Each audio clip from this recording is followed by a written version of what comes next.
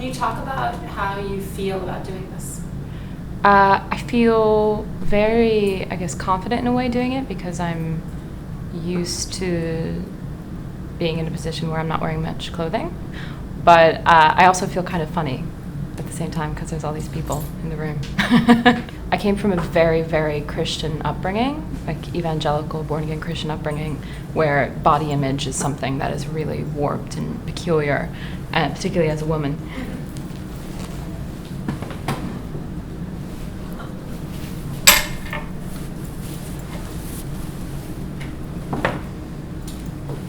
What do you feel are the presumptions that people have about you based on your style?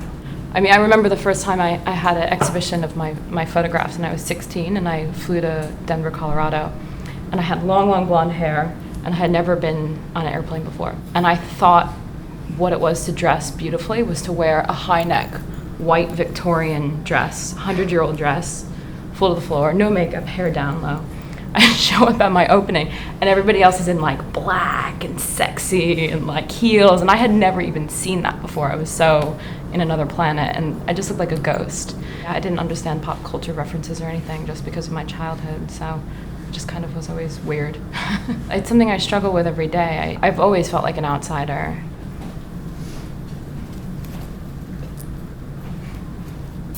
I love cake, and I purposely bake myself a cake every week. And I love it. I have to continually check myself because I do hear things resonate and things stay in people's minds. And so I do hear this voice that's saying, you know, you need to do this better, you need to lose this weight, you need to do that. But I just kind of hear that, accept it as something that it is, but not me. Can you talk about a struggle that you've turned into a strength? I somehow got swept into the fashion world, but I'm not a fashion model. I'm 5'3" and lie and say I'm 5'6", but I have huge hips that I can't pull jeans up on. I did this one shoot for, I was in London in a cemetery. I was a naked ghost basically running around, but it was like a big fashion like editorial shoot, and it was me and like 8 models, and but I was like the lead girl of the shoot, and I heard this like redhead girl in tears with the hairstylist saying, "Why does the short fat girl get the lead?" Like in tears, like she meant it, like I was fat and I was short for her standards, and it was like she couldn't comprehend it. So what would you say is the biggest insecurity that you've had to overcome related to body? I don't like my thighs in jeans because I'd see these girls in jeans, they look fantastic, and even curvy girls in jeans, but I just like I felt really like weird and ironically more vulgar than if I'd just been walking around naked. Now I just kind of accept them and realize that you just have to dress differently depending on how you're shaped and what you like. It's so easy to be hard to yourself.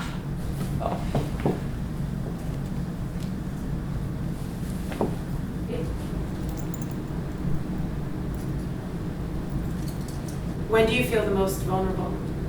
Other than right now? I feel the most vulnerable when I'm tired and I have to talk about myself. I'm actually extremely private for all my openness with my body. It's a very kind of strange dichotomy. Can you take your shoes off? Yeah.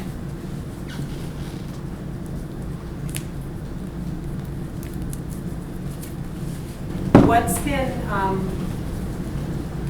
the saddest moment in my life?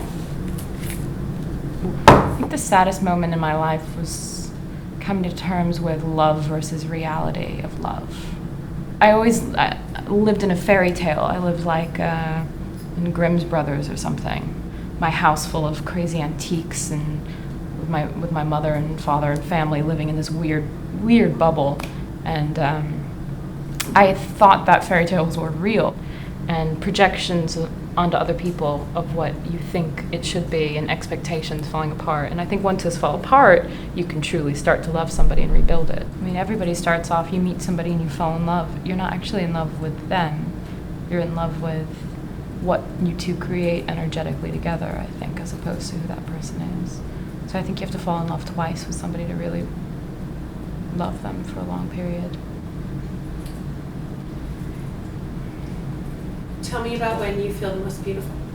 I feel the most beautiful very, very natural, no makeup, barely just in some sort of like slip outside in Tennessee where my family lives.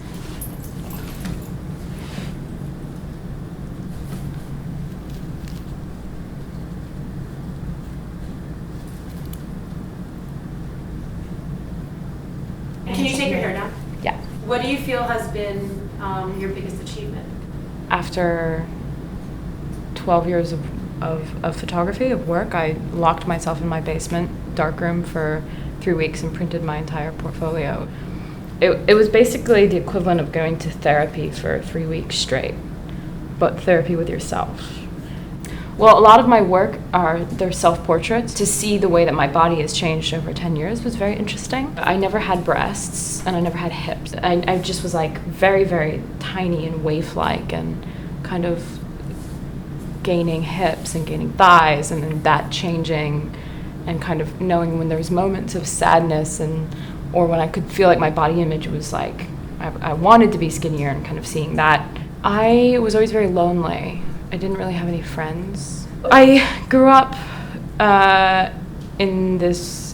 firstly in upstate New York, but there was these mega churches that you might have heard of where you have pastors that speak and people pray in tongues and sing, and I was ballerina, and so I would always want to dance for Jesus, and so I'd go up and dance in like my white lace dresses, and I don't know, I really believed that I was going to be a missionary. My mother had me when she was 44, and so she came from a different generation than most people my age's parents, which is another reason why I think I feel alone. Yeah, and so they were, from the hippie movement, disenchanted and kind of found this, and we just happened to be along when they did.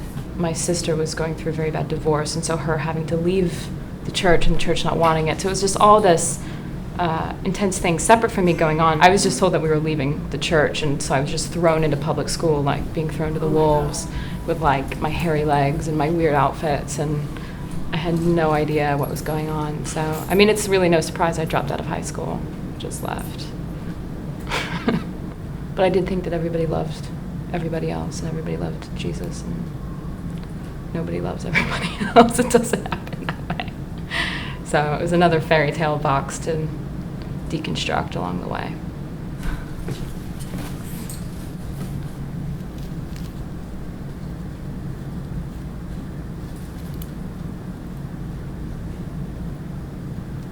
Is that good? So can you respond to the quote, in your body is a good place to be? Being in my body is what I have to give to the world and what I have to give to myself, and I think treating it with love and respect is the most important thing, because it's what you have. We ultimately don't know where we're going or what happens or why we're here in all those existential ways, but I do know that I have this now, and I know that I have this now in youth, and I know I'll have this now in age. I don't have any of this clothing, it's just stuff. Some of it'll last longer than me, some of it's already much older than me, so, no. Yeah. Hassan, how do you feel now that you've done this? I feel good. I'm a little worried. I said too much because I don't say anything about myself ever, so, yeah, it's gonna be interesting to see.